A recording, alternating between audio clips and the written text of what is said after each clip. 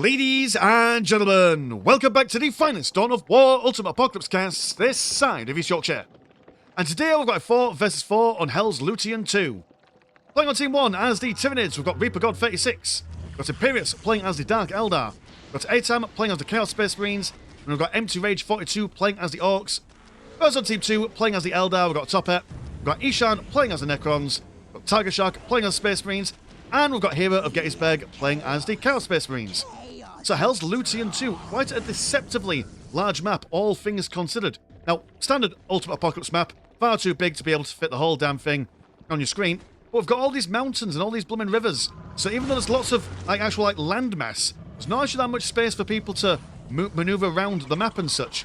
So I'm expecting to see a little bit of airplay, maybe a little bit of artillery, plenty of, well, kind of anything that does some area of denial stuff, just to make sure that they're all defensive and stuff on either side. Now, one thing to take into consideration as well is that everyone has got a relic on the backside of their map, as well as a slag deposit, so plenty of resources for everyone to make use of. And yeah, that's pretty much it. So, fighting for the far corners, we've got Chaos Cultists over here and Orks. And then down over on the other side of the corners, we've got Tyranids versus the Eldar. Now, Eldar we saw against Tyranids in a previous 4 versus 4. Did struggle quite a lot in the early game. Quite fragile infantry. We've already seen some lictors shimmy and shake right on over, ready to focus down on those fragile Burnsingers and anything else to delay back on me. Oh dear, just kicking that Burnsinger square across the chops, not having a grand time at all, really quickly able to break down that health as well, so no listening shrines for Topper going on at the moment. Whereas in the centre, so we've got Space Marines and Necrons working in tandem against the Dark Eldar and the Chaos Space Marines. Now bearing in mind that they will be fighting over the centre, but also be able to provide some assistance for the Orks and whatnot, and the Tyranids and Eldar down over on the other side. One problem with the Necrons is that they do take a little bit of while to get going, but they can throw a whole smorgasbord of attack scarabs to basically attack in the early game, but I don't think Ishan is doing that. He's just focusing on getting as many plasma generators on the go as humanly possible. Do have the Dark Eldar coming in to support the Tyranids. Lictor's just going around and being an absolute nuisance while having the fire support of the warriors. Listening Shrine does go down and will be decapped by those Dark Warriors. As down over on this side, some cultists just coming over and seeing what they could do over on this side. Being met with some shooter boys and some sluggers on those front lines. Already capturing their listening post over on this side. Yeah, you're not exactly going to have much problems with those cultists. Also got the Orks capturing the critical location over here. And all that stuff. Now got plenty of cultists going for some grenade launchers as well. So I imagine Hero of Gettysburg. Now I don't know if this is a new player or whether this is someone using a different name, but we've already seen on the channel before. That's fine. That's my Assault Marines from Tiger Shark going toe-to-toe with the Chaos Space Marines of with Atam. Also got triple lictors. Always lovely to see. I mean, one lictor isn't enough really, is it? Seen on the channel before, one going about and dying quite quickly, but a threesome, that's quite a deadly thing.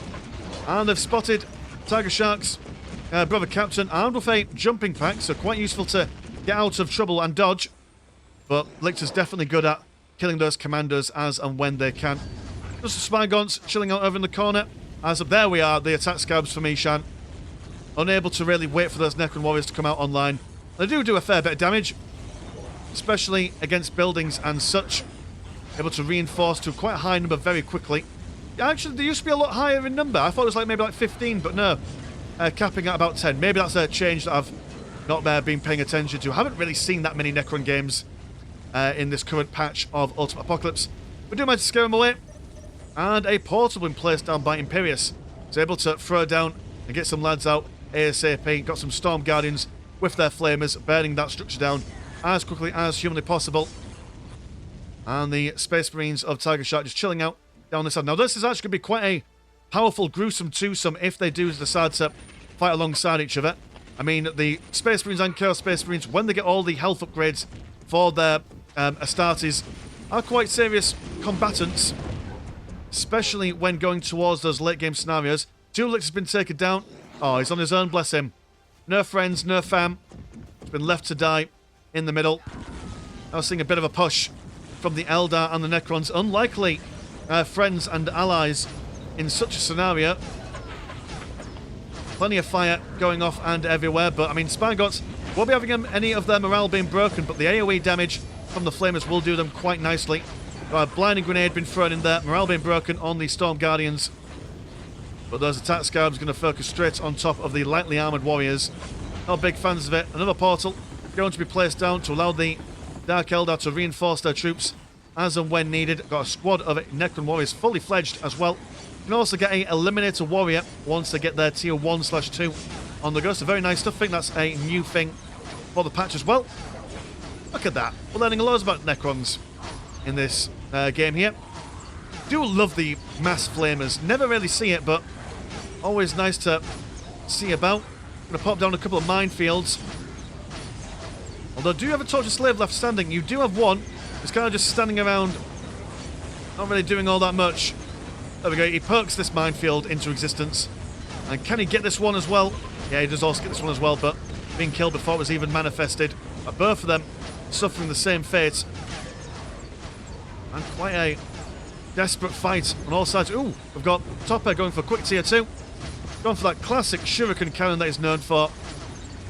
And all these guys are going to be brown-breaded if they don't get out of there. Lickety-split. Warriors are going to stick around just to watch. Won't do them any favours. Orks now standing out on the outside. They've gone for plenty of flamers as well. Also plenty of big shooters. Oh, well, we've got the Grot Gang with a gun cart cannon. Spelled for K. Special K like your Kellogg's. And that will do quite a lot of damage in the long distance. And it does seem that Atam is just chilling out in the middle. Now, I do believe that Atam and Hero of Gettysburg has gone for the Mark of Khorne tech path for the Chaos Space Marine. So we'll be doing a lot more damage than your standard amount of lads. There we go, big boom. Ideal for taking out those massive cultists. Sending them a backpacking and a flying. The actual grots themselves don't do that much damage, but that's fine. You really get these guys for the... Either you get them to basically be like a meat shield, or you get them on the back lines for the big boom daka. And here come the Orks, ready to continue the war going on. Flamers going everywhere.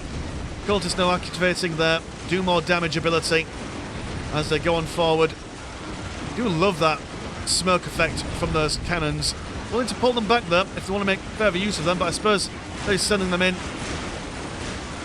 And the flamers from those sluggers doing what they can, although the Chaos Space Marines do have quite a remarkable amount of morale, although being broken down relatively quickly. Huge firefight, and it does seem that the Chaos Space Marines don't have enough to be able to hold on for very much longer. Will need to see some assistance. Do have Tiger Shark now in tier 1/2. He's got his regular old Dreadnought out, ready to punch people in the face. Atam has got a couple of missile launchers though to be able to take him out at a distance. Also got those Devastators from Tiger Shark to open up a disgusting amount of firepower, which will absolutely annihilate these cultists if they're able to keep on firing, but the Raptors being able to tie them up. So very nice micro from both players here. Things down here have relatively calmed down, although Scourges are now come back over. Also double the amount of warriors, and also got plenty of big guns from Reaper God 36 take on the Eldar and the Necrons down on that side. Space Marines having to reposition near their listing post. It does seem that Team 1 have got the lion's share of map control as the game enters its 9th minute. All the Chaos Space Marines being utterly wiped out. Sad time for them. So now's the time for Empty Rage 42 to press his advantage. Can do a bit of a cheeky decap over here. At the moment, doesn't seem... Oh, you have gone for tier 1/2, I assume. Or as you may. Yeah, you are, because you've got those Havocs. Chaos Attack Bike and triple Chaos Space Marines on the go for you, so quite a lot of money to replace all the lost. But are you also going to go for some upgrades as well? You're going to go for some jetpack booster research. But do you have any jumping units? I don't think you do. Or maybe you're planning to do that. Tiger Shark holding his own as best he can. Got the plasma pistols on the Devastator Marines. Our brother Captain quite low on health. We should be able to spank a Chaos Space Marine or two while they're busy chasing away these Devastator Marines. Got a second squad of them as well. So even if they're able to tie up one, they can't quite get both of them. Sacrificing one squad, maybe two squads as well, to press their advantage. I don't think they've quite got the punching power available to be able to break for the Loyalist line here. The Orks certainly do. They don't mind what's going on. Chaos Attack Bike has been taken down.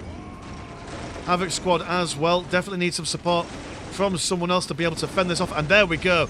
Wonderful teamwork from the Eldar here. They've popped down a webway gate. The Builder Scarabs then built it up for them. Now sending over a whole smorgasbord of Storm Guardians, absolutely burning these, should I say sauteing these Orc Mushroom people into oblivion. There we go, fantastic stuff. Awesome striking Scorpions. Remarkably decent in close combat. Fleet of foot, allowing these guys to keep on top of the Orcs. They've got no other option but to run away. Do have those blooming whatchamacallums, those great cannons blasting apart the Storm Guardians, but unable to really get much in the way of firepower off as they have to constantly retreat. Big Mech teleports backwards just to gain a bit of space. Now they turn their attention over back towards the Eldar. Do have some Tyranids trying to fight back these loyalist Space Marines from Tiger Shark. That is a terrifying amount of big guns for them. Always do like Reaper God's colour scheme for the blooming Tyranids. Always makes me think of, oh, who's that lady from Kim Possible? The evil one that everyone had a crush on when they were growing up. She-Ra, Shenron, something like that. I can't remember. She was cool. Also got those double apothecaries on the go for the Devastators to keep them alive and fit. Don't think it'll do them any favours with all this Havoc fire coming in. We'll definitely want to run away as best they can. Do have a whole line of Necrons also keeping these guys aback. And a fistful of Destroyers been backed up by Cryptek. Even the Scourges with their Dark Lances are struggling against... Dear, oh dear, huge explosion from the Necron Lord as well. So, tides are turning on these guys quite considerably. Do have a Screamer Killer card effects coming in for support. Might also want to see these Tyranids coming back over to help their... Well, just to help themselves, really, I suppose. I mean, it's their base that they're going to lose. We go for TS2/3. As the slow advance of the Necrons looking to be unassailable, really. Scourges are being beaten back to relatively low number as the Wraith Lords comes in just to give them the old axe handle smash. Gives them a little bit of a squeeze as well. Do love the attack animations on the Wraith Lord. Very ninja-esque. Go on then, give it a big kick in the face as well while you're at it. Screamer Killer card effects. You're killing something. Oh, you're killing the Necron Lord. Necron Lord's inside yet. Necron Lord always going for the taint, always going for the block. No matter what mod you watch, regardless of, he's always grabbing people by the ween, showing them how he's very keen. Not pleasant at all. Orcs laying siege. Chaos Space Marines, even with Eldar support, aren't really able to push out all that well. Dark times indeed. Screamer Killer chasing around this Wraith Lord as the fight continues against these guys. Do now have some flash gates. Oh, that's going to be quite a difficult situation for the Necrons to deal with. They have popped down a John Cena beam to prevent them from firing. Also got a wonderful Tomb Spider cycling the men as well.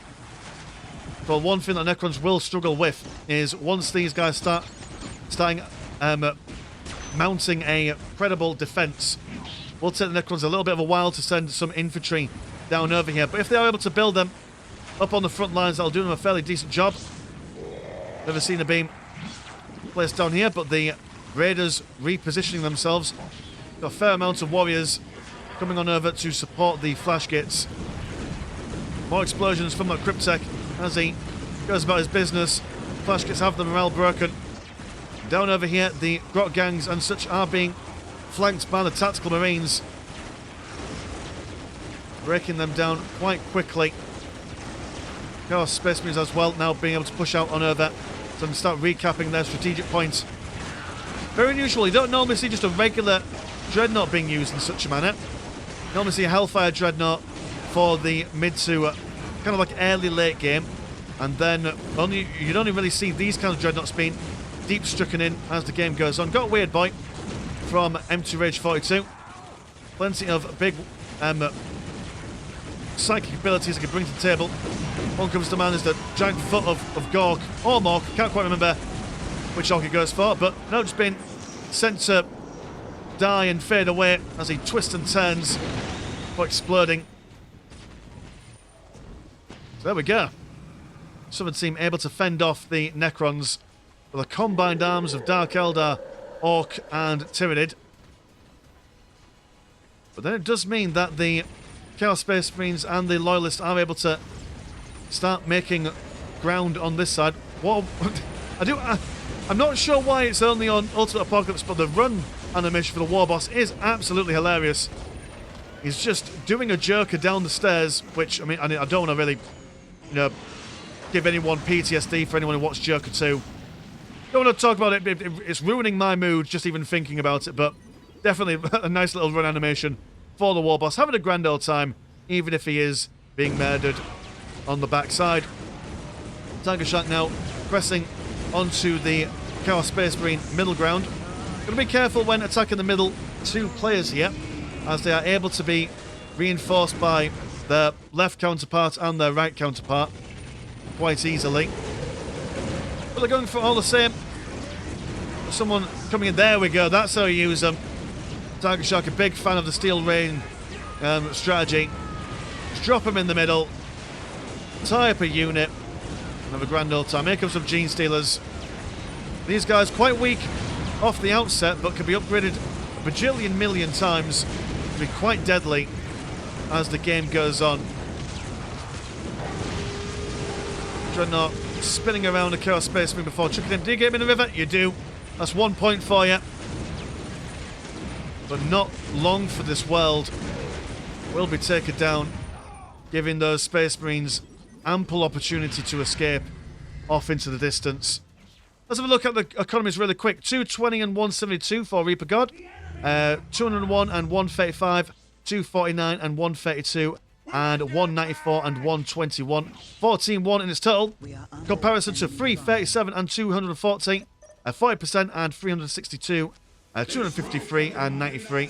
And 114 and 29. So hard to really... I mean, if I do a quick another ganders, I mean, quite even all the way over for the Orcs, and then kind of like a little bit unbalanced and uneven 14-1. That's okay. All balances out in the end, I suppose.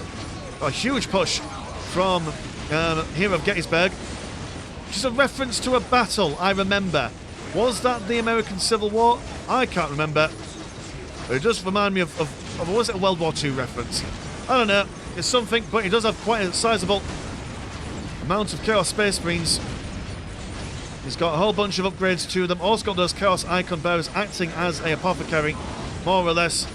Got those powerful Ironclad Dreadnoughts now being summoned in. But I don't think they've got the flank force necessary to hold off against this combined arms of Tyranids, Chaos Space Marines and Orcs. Got those powerful looted tanks as well. Don't see him often in any kind of version of Dawn of War, but always nice to see. Sends them a backpacking back where they came from. And then while that push has been defended off, just a legion of Necron warriors comes on down. All's got that Cryptek in the centre of everyone, phase shifting, being like, oh yeah, you can't hurt me, I'm not quite in this dimension just yet. Kind of like Doctor Who when he parks his TARDIS, I think, if I'm not getting my references mixed up. But again, you know, don't want to mention Doctor Who because it makes me sad thinking about it. But to be fair, thinking about most franchises these days makes me sad thinking about them. But the Necrons seeming to use their destroyers as a frontline kind of distraction as the warriors get into position. They've got Immortals and warriors as well as a Lord Destroyer, or Destroyer Lord even. Coming on over. Wraith Lord seems to have been spaffed on over. Are you been stunned by something? Well, you're on the Eldar side, so why have you been spaffed over? I'm entirely sure. Oh no, you're using your Wraithburn health regen thingamajiggy. That makes sense. But dear oh dear, that hope you're not epileptic, because that always hurts my eyes every time I've seen it so far in this match. The Seer Council as well from top it. 9 impossible to take down unless you utterly just focus fire them for a long time. That's just so many Necrons. I mean, how many is that? That's like 11. So, I mean, is there any point in counting them? There's just, you know, a baker's dozen times a baker's dozen, which is a lot indeed. Elfex Carnifex being brought down quite quickly by the Gorse Flayers and weaponry of the Necron warriors. Now got some Gene Sealers coming around the flanks. Well, I assume will be killed quite quickly. You've got this mass around here. Even if you attack the lads on the edge, you've got all these lads in the centre that could just attack willy-nilly. And the Seer Council just being an absolute nuisance, preventing the Dark Eldar from forming up a serious kind of firing line. Elfex Carnifex is being tied up by the Destroyer Lord. They don't exactly have much in the way of punching power, as their, punchers are basically sponge guns. Very sad times indeed. And here comes a Scorpion super heavy tank. A relic unit for the Eldar. It's going to come in and just decide to blast whatever it can.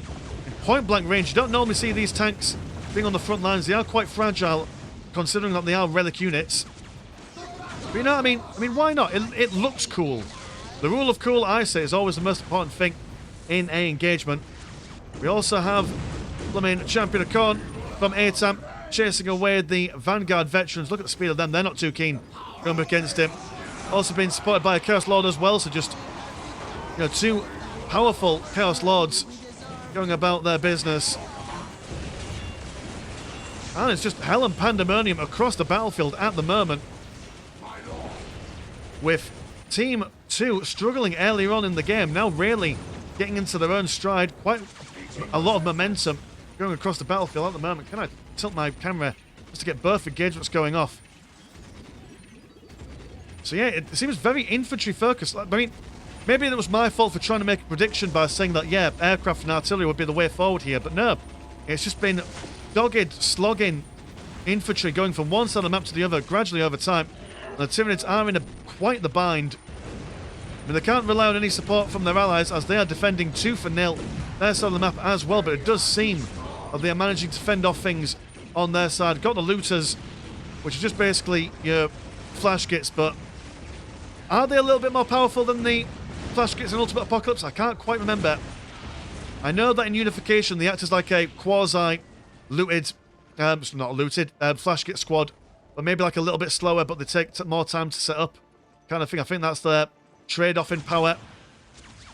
I can't remember. But Necrons just disgusting in their assault at the moment. Nothing, and the thing is that it's nothing too fancy. It's just tier 1 infantry being upgraded out the wazoo, being supported gradually by some heavy destroyers and anything else. Do now have some artillery in the form of a Reaper from Imperius. And the Havoc Marines and the Chaos Predators now going to absolutely sprint on down, seeing what they could do. And I don't think the unit composition of the Necrons here will be able to fend off this assault. So it might be an idea just for them to cut the losses. They've destroyed a fair bit of stuff on both sides, but no, Tiger Shark is saying no. Stand your ground. There's always ironclad dreadnoughts coming in for support. And I mean, Tiger Shark, as we saw earlier on, has got plenty of money, so he could just throw things just in people's way, a roadblock to allow these guys to do some more damage. And that Scorpion, the super heavy tank, in the corner, not sure what his plan is. Not even firing at anyone really, is he? Maybe he's just tired. And I get that, man. I totally get that. I'm still trying to pressure the Necrons over on this side. Got the Immortals who are armed now with a whole bunch of Tesla carbines. And oh, what are you? Oh, you are the Laughing God. What a grand old time, just sprinting on down. And what are you going to do? You're just coming in and, I suppose, just being a nuisance. Not the Avatar of Kane, but a little bit bigger. And a little bit quicker. Are you bigger? I suppose size doesn't really matter. It's not the size of your god, it's how you use him. And or hair. But yeah, got a little missile launcher on the go. And all that stuff. Orks now seeming to have fended off the majority of the Necrons. Terrifying numbers of them have been whittled down, but I can only assume you're now building up something else more substantial. We are seeing a heavy support portal for the Eldar. Looking for a replacement Scorpion super heavy tank. Chaos Lord in the middle of all this purple rain.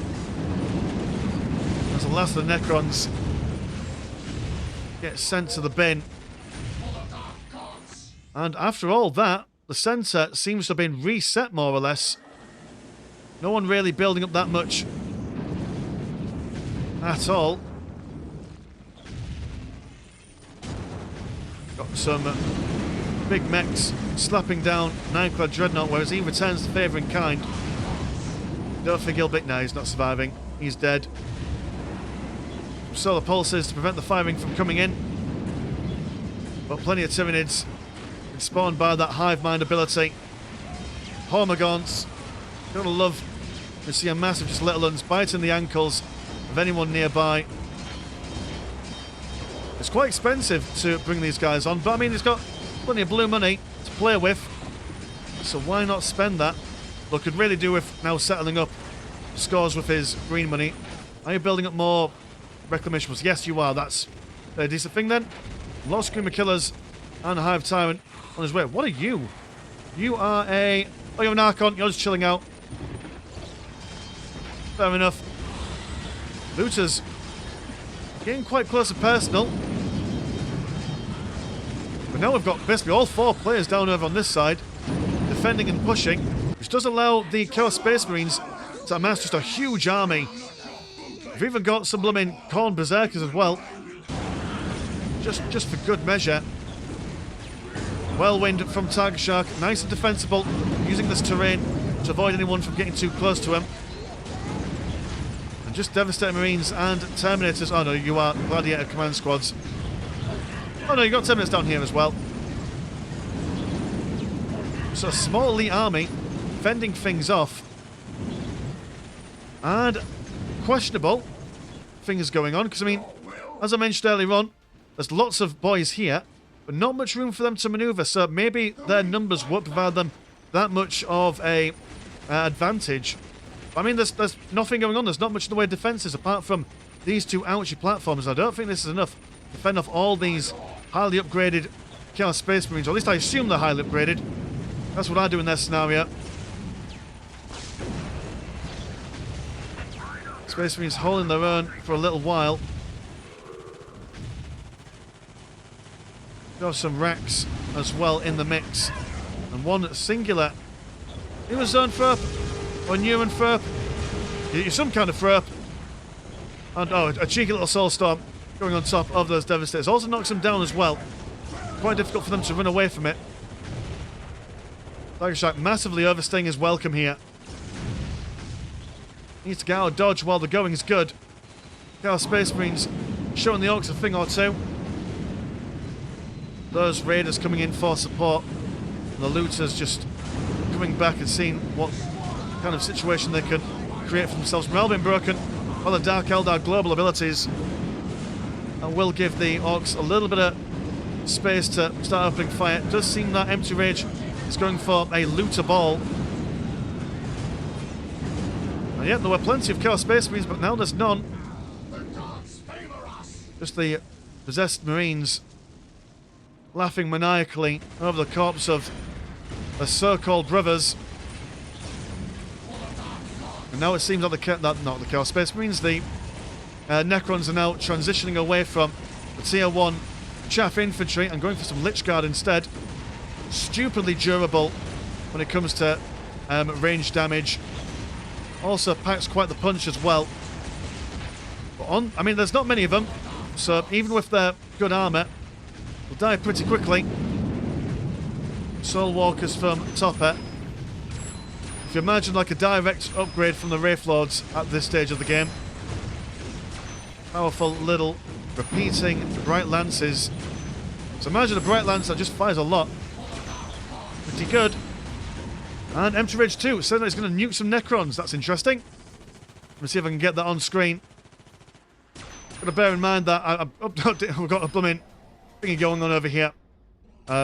Drop pod that never drops. Oh, right, okay, yep. Just a delay dropping.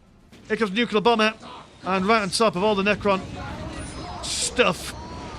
Huge explosions. And that does a fair bit of damage to the economy. Got to bear in mind, though, that a lot of those plasma generators were decayed.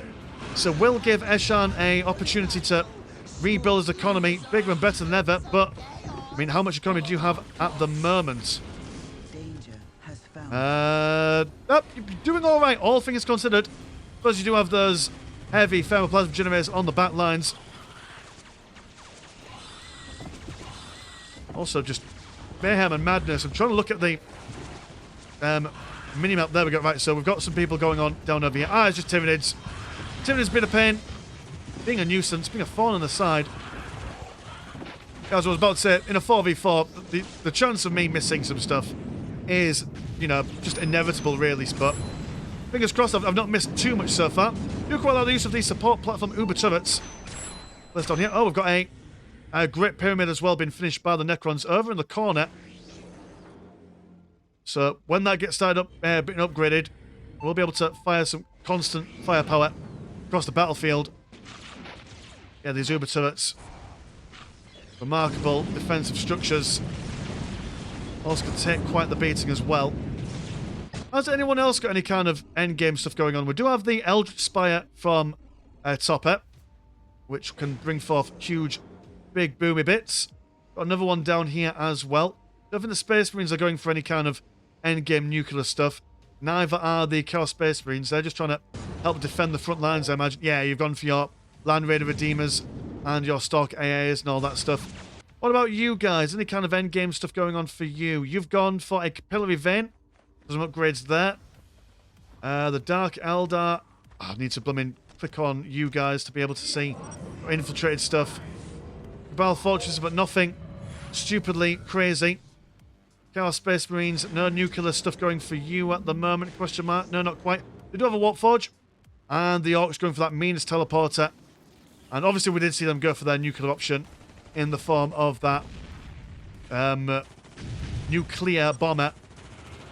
There we are. Push from Team 2. Space Marines leading the way. But the pathing is what's going to get them. Be quite a slow march all the way down here. Also going to be very careful that the Orks don't get a second nuclear bomber and wipe out all this stuff going on. Got the Death Strike Pariahs, which are your ranged Pariah squad. Still got the Necron Lord knocking about. And now the Space Marines have finally managed to get their pathing issue sorted. They stride on forward. Reaper goes down. Let's bear in mind I've also got quite a large force of Chaos Space Marines. I assume that you're playing defensive here. Same with the Orks down on this side. Just having a Mexican standoff. And strategic points are blasted. Got some Trueborn warriors falling back. There's not much in the way of an army going on for these guys down here at the moment. Towers of Loathing being replaced. Well, I don't think the towers are going to do any favours. Seen it on the channel many a time before. Don't get me wrong, towers are nice as an addition. But you don't want to rely on them as your mainstay for defence. Well, if you've got 7 squad cap and 0 out of 16, what have you been spending your money on? Dice Obstruction, fair enough. And Transparent Fields Research. So just hoping for big vehicles from the Dark Eldar. Tyranids now just throwing whatever they can and the kitchen sink at these Loyalist Space Marines. But they're not going down. Not going down at all. Dice Obstruction charges on in, but then there's a bit of a 180. Saying, hi guys, I'm here. Just thought I'd boop you on the nose before falling back. But if you can get that Dark Lance right in the middle, that'd be amazing. There we go, beautiful. Right in the middle, but just in the nick of time. The Eldar casting Friendship down over onto the entire map, really, so no one able to get any kind of fighting going on, which usually means, hold on, let me tick over onto the Eldar side of things. We might be able to spot them trying to build up one of their spires on inside. Generally, these things here. Oh, we've got some Gene Stealers going on over here. That's cool. Seeing that Eldritch Spire. So what Topper likes to do, that we've seen on the channel do before, is I'll build up a webway gate somewhere while this ability is going on, and then he'll then teleport that Eldritch Spire into the base and then explode it. That's generally what he does, but maybe he's using that peace ability to make sure that these Gene Stealers don't cause him any issues. We have an Ancient Wraithguard. Incoming enemy fire. Ready to blast these guys ASAP. Also Lich Guard. For defensive reasons. There we go. Peace in our time has ended. battle continues. Eldritch Spire there. Still, I mean, don't get me wrong, like, it's not meant to be hit. Well, no builds are meant to be hit, really. But, like, you know, it's got, like, 6,000 health. Superstructure armor as well. So we'll take the Tyranids a little bit of a while to munch their way through. High Tyrant goes down. Might be able to save it just by the hair on their chinny chins. And the battle continues, always raging on. Fire and flames everywhere. You have the Rampage Super Heavy. Trying to get a flanking maneuver in there, but then being bothered by the Doomsday Monolith. Huge shots coming from that bad boy. Yeah, my goodness, Ishan, like he's, you know, I mean, he's not been in every single engagement, but he's just been sitting back, building up the big stuff and the little stuff as well. And then just, you know, just the Necron waves in this game are truly impressive. I do quite like it. Dice of Destruction has managed to help fend everything off. Also got a Defiler in there, just for good measure. The Tyranids been beaten back? Yes, they have. Still got the Mexican standoff going on over here. Although the Chaos Space Marines have moved over just a little bit. Just a monolith in the middle. Now, it does seem like it's got this kind of like AoE thing. There's a little bit of damage to everyone around him. Good lord, man. That's a terrifying prospect. Also got those Tombstalkers in here as well. I mean, if the Tomb Spiders are obviously spiders with terrifying Necron technology, well, these are just centipedes. The Necron Centipede, a film that I don't want to watch personally. Also got double solar pulses. What does it mean? What does it mean indeed? And everyone's teleporting in, but look at that Trigon. Hips are shaking. They want to take down that Doomsday Monolith. I do quite like how whenever a Monolith is hit, got a little swell on their armour. It's a nice little attention to detail. Now we've got the Orks going on forward. Dark Eldar breaking the morale of everyone. And that's a lot of Daka. I mean, that's just... You want to be on the end of that firing line. Tank goes down.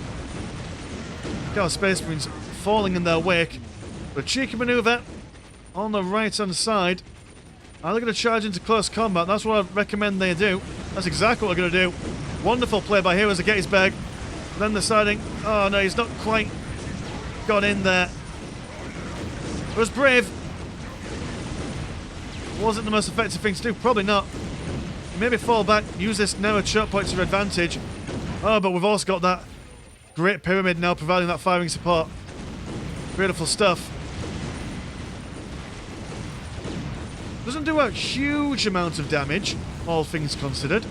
But considering that you can just attack anything on the map at any given time, not a bad piece of kit right there. And... yep, things are just going to hell in a handbasket for the Dark Eldar and the Tyranids. The Necrons, kind of like almost like the opposite of the previous game, where the Necrons were kind of a bit lackluster. Now the Necrons just really showing us what they could do. Also now activating the War, as all the Chaos Space Marines have gone down. Hecky flip, we do have an ancient web sail and another one being built up. Questionable, why has that been done? Are they assuming that this one's going to die? Maybe. So what's the plan here? We've got, oh dear, we've got quadruple even, sentry pylons and teleported in as well. I mean, those turrets just go over the top, don't they? Slow in turning, but even just the AoE damage, unnecessary. And I'm going to have to swap away from the Eldar because those ancient dudes are just too loud. There's some explosions from the... I assume the Orks threw in some nukes there. At least that's what it looked like. Now the... oh dear. Caught in that narrow choke point. AoE damage from the Annihilation Barge, the Ancient Wraithguard and everything else. Yep, that was a serious attack force. Been utterly wiped out. In the space of a couple of seconds. The Ancient Wraithguard, you really can't underestimate them. I mean, what, 345, well, 346 and 560 damage. I mean, again, I know I keep on saying this, you can't rely on this because it changes depending on the, you know, the armor that they're going up against. But still, that's a big number. That's a big number indeed. Triple digits. Halfway to quadruple digits. Not a fan. So Dark Eldar more or less been knocked out here. And we are seeing a... not quite a nuke, but a cheeky orbital bombardment from the Force Commander, or wherever he is. Or Brother Captain even, whatever you call him. Looks now going to go for a Gargant. And a Laughing God. Laughing away towards the Orc HQ. So effectively at the moment, it's a bit of a 2v4 scenario. Not looking pretty for Team 1. But never underestimate the ability of a well-placed super weapon or Titan unit. You can always turn the tide in a Ultimate Apocalypse game if you just have the right technology and units. Laughing God, where's she? Oh, she's just running away to safety here. Fair enough. Stupidly quick though, I do have to say it. Here come the centipedes. Oh God, make them stop. There's no gods here. Oh, I've got Force Commander and Terminator armor. Very nice to see. And the Chaos Space Marines, not much on the battlefield for them at the moment. What kind of fighting forces have you got? You've got some lads here. Where are you then? Oh, right, it's just you've all packed into your obliterators and stuff. That's alright then. All Terminator lads are inside, smashing up the economy. The Necrons make their gangly way on over. Sentry Pilots as well getting involved. Slag is yours again if you need it. Oh, look at that. Topper sharing his slags. Like a old geezer on a night out. Beautiful stuff. But that devastating Doomsday monolith just slowly floating on over. And the heretics attempting to stand around and repair stuff. Also got a couple of bioacid hive nerds being vomited open by the Ripper swarms wherever they've gone. Now also have a Gargant for defensive reasons. So while it might not be, you know, a winning scenario for Team 1, they can at least have a glorious last stand. Doomsday monolith teleports right in the middle of everyone. Right in that firing field of the Gargant. Can he do something? Also got the Dark Eldar bringing up a Great Cabal Citadel. If they're able to finish it, potential for huge damage. Well, I suppose I've got to wait a while to research it, but like I say, last stand potential. They can turn around with accurate use of any kind of weapons they can get online.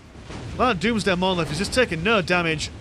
And that Gargant's been fired at by 1,000,001 different things. Held together by duct tape and, you know, confidence. Whereas the Doomsday Monolith, much older, much more substantial in its construction. And the Gargant barely being able to scratch the surface of the Doomsday Monolith. And blundered up. Tyranids have been able to rebuild their base down over here, but not quite being able to get up a sizable army in time. Now we've also got the Chaos Space Marines coming on over, making sure that no one's able to escape down into the middle of the map. We do have, what are you? You are Desecrate Stronghold from Atam. He's now just seeing how long he can survive, I suppose. Got the Ancient Wraith Lord coming down. Giving some of the old Stabberoonie. And that Laughing God, she's managed to regen her health. Now daintily skipping on over. And it looks so good for Team 1. Oh, here comes the nukes from the Orks here. Big explosions, beautiful. One last hurrah. And to be fair, that has knocked out a sizable portion of the Necron infantry army. It's a real shame that, you know, that wasn't made use of earlier on in the game when the Tyranids and the Dark Eldar were still knocking around. Yeah, like I say, it was a real strong opener for Team 1. Orks managing to push into the Chaos Space Marine side of things, but then being handily defended by the Eldar. And then the Tyranids and the Dark Eldar pushing on the Eldar as well. But then being defended by the Space Marines. So ultimately, boys and girls, the moral of the story here is the power of friendship. You know, being able to beat back the forces of Team 1.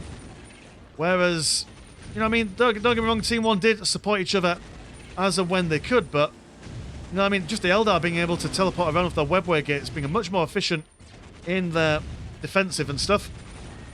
So, there we go, that was the game. So thank you so much for Tiger Shark for sending that game into the Discord. And if you want to support the channel, have a look at the old Patreon. £1 a month gets you once a game a week, and there is also a Discord where Discord things happen. Linked in the description as always. I've been Mr. Landshark, pleasure's always never short, and I will see you in a bit. Peace.